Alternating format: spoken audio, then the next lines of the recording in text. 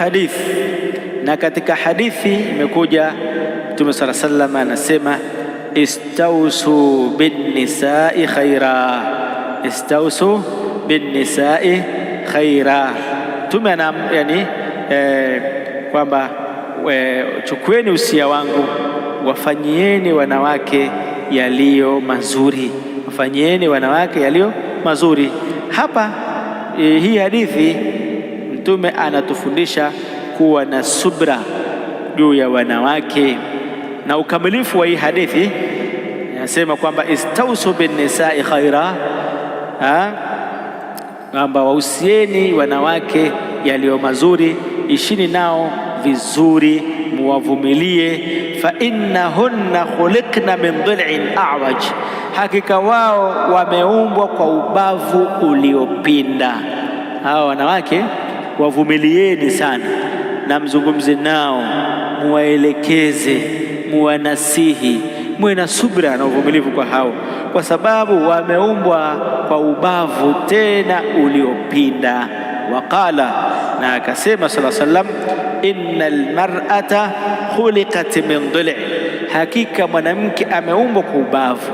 Wa inna a'waja shay'in fi dhil'i a'la, na hakika kilichopinda sana katika ubavu ni ubavu wa juu, ni ubavu wa juu. Kuanzia mbavu zimekuja ubavu wa juu wa mwisho umepinda sana. Fa in dhahabna tuqimahu kasartahu, ukitaka kuunyosha unauvunja. Wa in istamta'ta biha ala iwajin, na ukistarehe nao utastarehe nao kwa umepinda. Kwa hivyo huyo mke ukitaka kumrekebisha kwa nguvu, basi maana yake ni kwamba utamharibu, na kumharibu kwake maana yake utazalisha talaka. Na ukiendelea kuishi naye na kuendelea kufurahi naye na kustarehe naye, utaendelea naye hivyo hivyo akiwa amepinda hivyo hivyo, kwa maana akiwa na kasoro zake na akiwa na hayo mapungufu yake aliyoko nayo, atakuwa nayo hivyo hivyo.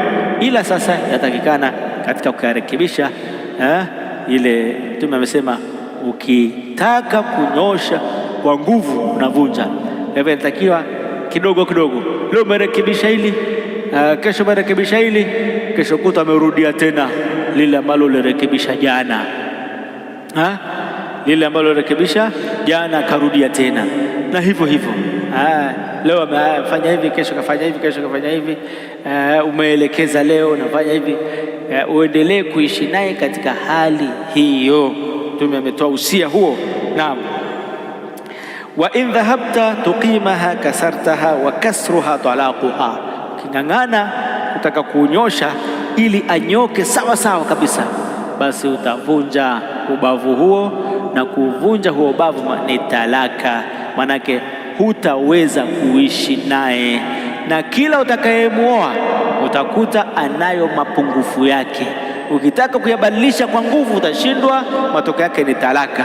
Sasa utakuwa unaoa unaacha, unaoa unaacha, unaoa unaacha, unatafuta aliyenyoka namna hii, humpati. Hakuna wa namna hiyo, hakuna wa namna hiyo. Kwa hivyo kuwa mvumilivu, kuwa na subra, endelea kuishi na mkeo katika hali iliyo nzuri, nasaha za hapa na pale mpaka mwisho. Farrajul la budda an yulahadha fi imraatihi shay'an min an-naqs, anasema shekhe mshereheshaji pamoja hivi, anasema lazima mwanaume akute kwa mkewe mapungufu fulani, wal mukhalafa wal khalal. Tena anakuta kuna mikhalafa ambayo huyo mke anafanya mikhalafa, na kuna kasoro mbalimbali. Fa alayhi an yatahammala wa yasbir, basi mume vumilia. Fanya nini?